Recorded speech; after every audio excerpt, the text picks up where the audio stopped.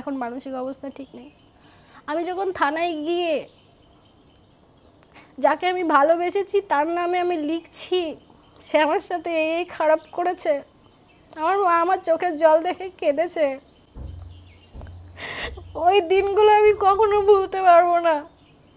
আমি কারোর কখনো ক্ষতি করিনি, শুধু ভালোবেসেছি। আর সবাই হিংসাতে আমার জীবনটা পুরো তিলে তিলে শেষ করেছে, শুধু মনের জোরে আর মা বাবার মুখের দিকে তাকিয়ে। আর আমার সুন্দর ভবিষ্যৎ, আমি বাঁচতে চাই ভালোভাবে, তাই এখনো আমি নিজে লড়ে যাচ্ছি, নিজে কাজ করে যাচ্ছি।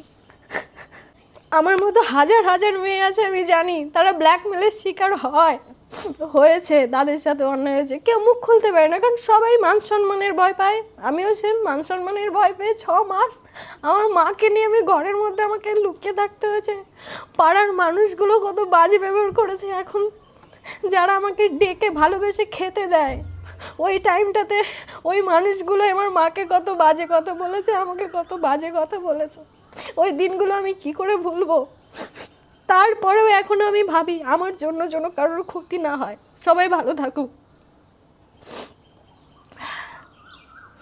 এখন আগের থেকে অনেকটা নর্মাল। আমি কেন এত কথা বলছি আমি জানি না, মাফ করে দিও আমাকে। আমি